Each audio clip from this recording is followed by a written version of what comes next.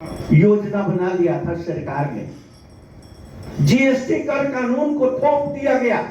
उस समय भी हम खामोश थे, विनिवेश आ गया। 3.5% शेयर भारतीय जीवन बीमा निगम का बेच दिया गया और देशी विदेशी कंपनियों, देशी विदेशी पूंजीपतियों का हस्तक्षेप हो गया। क्या हम नहीं जानते हैं कि भारतीय जीवन बीमा निगम की स्थिति को जर्जर बनाने के लिए सरकार की नीतियां जिम्मेदार है? क्या हम नहीं जानते हैं कि भारतीय जीवन बीमा निगम की आज स्थिति जो बद से बदतर होती चली जा रही है, इसमें कहीं न कहीं से सरकार जिम्मेदार है और सरकार के नुमाइंदे के रूप में हमारा प्रबंधन जिम्मेदार है। इसमें पॉलिसी धारक और अभिकर्ताओं की अभूतपूर्ण क्षति होगी। आज तो हमारी लड़ाई सीधे सीधे होनी चाहिए कि LIC के अंदर LIC का जो भी एसेट है, ये सच्चाई है कि अभिकर्ता और पॉलिसी धारकों के खून कमाई की एसेट है। हमें शेयर चाहिए LIC में, वेतन ही नहीं, हमें कमीशन ही नहीं, हमें शेयर भी चाहिए। हमें इस विषय पर सोचना चाहिए। आज भविष्य अंधकारमय है, इस पर गंभीरता से चिंतन करने की जरूरत है। अफसोस है इस बात की कि हमारा अभिकर्ता यहाँ बैठे हुए बहुत अच्छे अच्छे अभिकर्ता है, 25 साल, 30 साल, 40 साल के अनुभव है आपके, क्लब मेंबर्स हो आप। लेकिन मैं कहूं कि 1972 रेगुलेशन क्या है, कभी अध्ययन आपने किया है?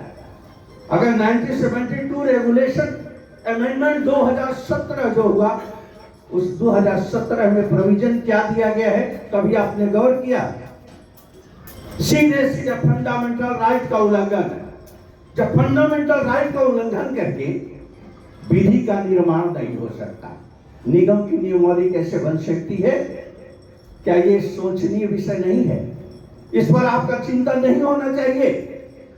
ये प्रबंधन के लोग आज तानाशाहपूर्ण रवैया अपनाते हुए कितनों स्मारक अगर अभिकर्ता बनता है तो पोजीशन क्या होती है कि विदाउट शो काज नोटिस और शो काज नोटिस, वो लाइन ऑफ एक्शन लेने में सफल हो जाते हैं। और जब लाइन ऑफ एक्शन लेने में वो सफल हो जाते हैं, उस कंडीशन में हम सरवाइव कैसे करेंगे? तत्काल हमें राहत कैसे मिलेगी?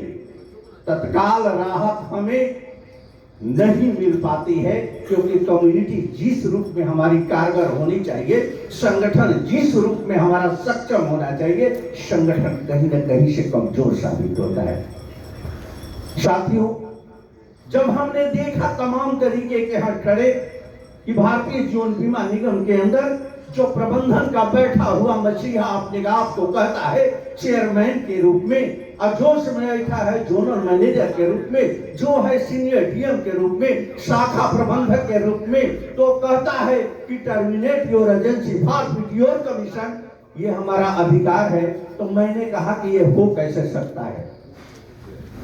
इतने अभिकर्ता साथी हमारे बैठे हैं, मैं अगर पूछूं किसी से, आप बताइए कि भ्रष्ट प्रबंधन है, उसको मैं दावे के साथ करता हूं कि तुम भ्रष्ट हो, अन्यायी हो, अत्याचारी हो। अगर RTI के तहत सूचना अगर मांगे हो और उसके अंतर्गत इनके भ्रष्टाचार अगर प्रूफ हो जाता है, हमें लगता है कि उस अत्याचार पर हमें बड़ी ही कड़े तरीके से प्रहार करना चाहिए, उस बेस पर प्रहार करना चाहिए।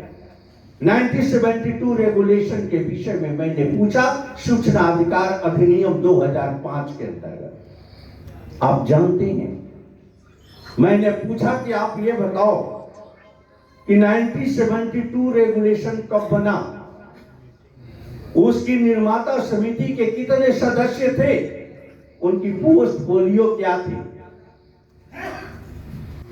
उसके बाद 1972 रेगुलेशन अधिनियम का स्वरूप कब धारण किया? पार्लियामेंट में कौन सा लोकसभा का सत्र था जिसमें प्रस्ताव पारित हुआ और अधिनियम का स्वरूप बना? जानते हैं भारतीय जीवन बीमा निगम का जवाब क्या था? सुने, बड़ी ही अच्छी बात है, जानकारी होनी ही चाहिए।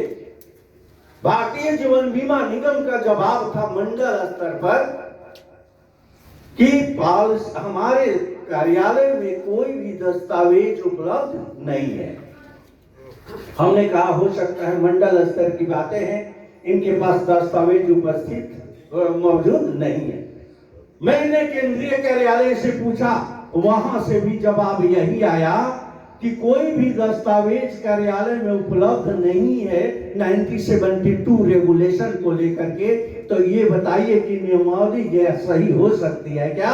ये कुटरचित नियमावली है, ये भ्रष्टाचारियों ने प्रबंधन ने अभिकर्ताओं के शोषण के लिए बनाया है, जिसको बड़ी गंभीरता से हम लोगों ने लिया है।